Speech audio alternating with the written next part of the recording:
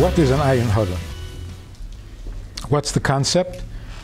And what's Chabad's take on it?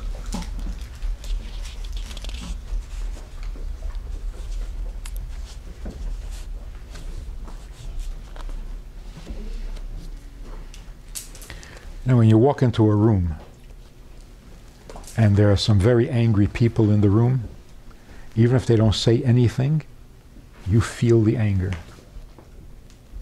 Because they create a certain energy in the room that you can mamish feel it. You don't know where it's coming from, but you feel it. Suddenly you're getting a little angry. You don't even know why. You walk into a room where people are really happy, you feel it. If you're very sensitive, you know exactly who it's coming from. You're not so sensitive, you don't know where it's coming from, but you feel it. Ayin Hara means a bad energy called jealousy or judgment. When people look at you and they think, why do you have? Why do you deserve? It's a bad energy. And when you create bad energy, it produces bad stuff. The Chabad take on it is, there's bad energy and there's good energy. So if you're worried about bad energy, what's the best solution? Create more good energy. Don't try to block or fight the bad energy. So the Chabad take on it is, if you put out positive energy, then you don't have to worry about negative energy. And that's why the Rebbe never told somebody that their problems are coming from an Ayin Hara. Because if you don't allow it to make you negative, you continue to put out positive, then you've solved the problem properly.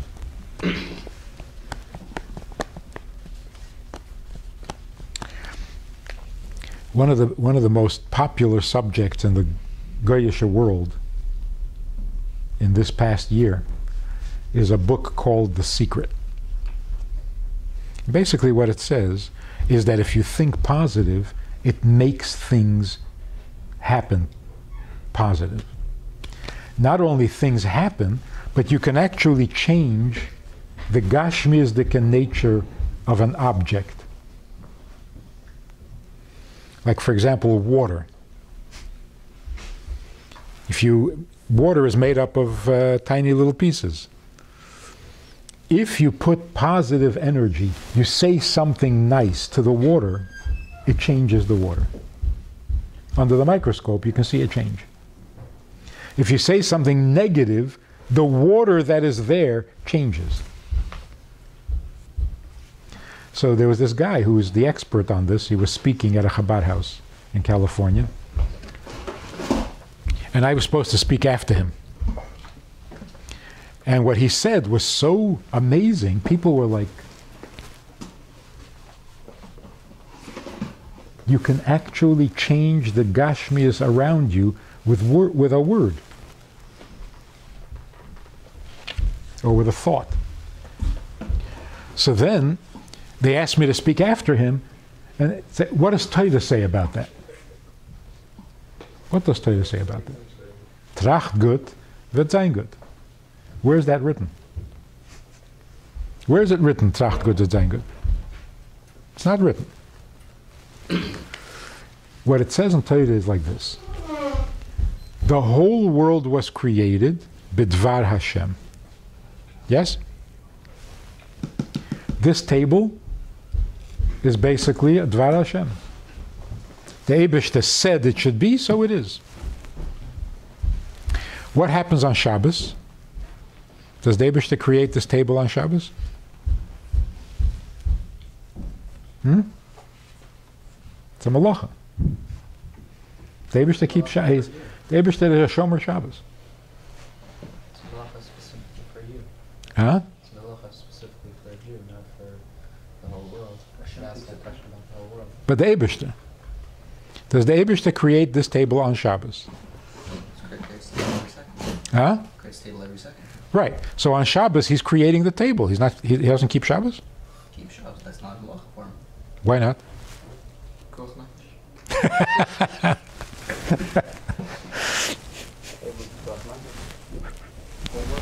The whole world. So, humans, We're all one big organism. One thing's taken away, it affects everything. That's right. Yes, everything has a balance. The real answer is, on Shabbos, he creates this table with machshava, not with dibur. That's why this table is holier on Shabbos. The world is holier on Shabbos. Because on Shabbos, he's creating the world with machshava, which is higher than dibur. In other words, if the Eibishter thinks Yehi Rakia, there is a Rakia, even if he doesn't say it. Then there's another madrega. Kol asher chafetz Hashem asa. The fact that the Eibishter wants the table to exist makes the table exist. And that's not a malacha. So why does he make the world deep? When he makes the world b'dibur, it's more gashmias. When he makes it with machshava, a little less gashmias. And when he makes it with rotzen, that's already like holy. Some people see it. Some people can see when it's Shabbos. The world looks different to them.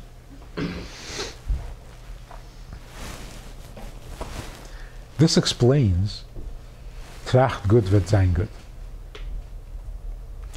If you say something positive, it changes the table. Why? How come? Because the table is created by words. It's the Dvar Hashem. So your words can affect the table because it depends on words. Even your machshava can affect the table. Because the table is a result of machshava. Because the Eibishter is machshava. But your machshava has an influence. Even your rotzen has an influence. Because the whole world, the Gashmizdika world, is a product of rotzen. So you're rotzen. And in that way, you are really a shutif with the Eibishter in creation. And you're created in the image of God. And you're a partner. Because your words make a difference, your thoughts make a difference, and your rotzen makes a difference. And this explains something very encouraging. They discovered this secret thing about the effect that you have on the Gashmis. They discovered something which is a little bit surprising. Your words have an effect. If you say negative, it has negative effect. If you say positive, it has positive effect. But they also discovered positive words have a stronger effect than negative words.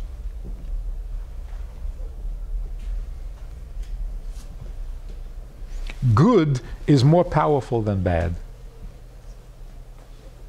Meruba mida teva. That's impressive that they discovered that. But why is that true? If your words can affect the table, then why are positive words more effective than negative words? The Torah explains it. The Eibishter said, Yehi Rakia. If you say, there shouldn't be a Rakia, it will have an effect. But if you also say Yehi Rakia, the Rakia is wonderful, your words are working together with the Eibishter's words. It's going to be much more powerful than if your words are working against the Eibishter's words.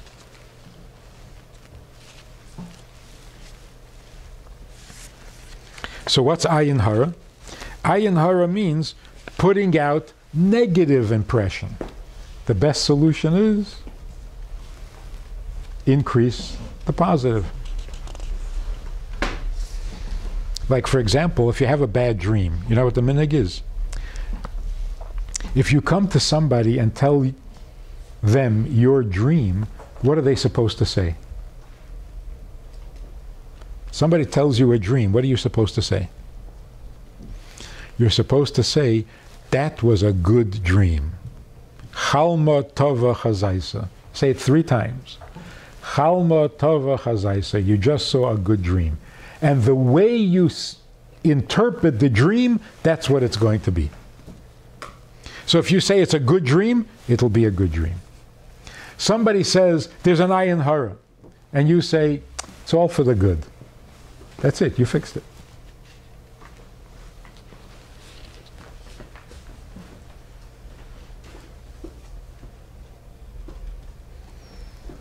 One of the Rebbetzins once got angry at a chassid and cursed him.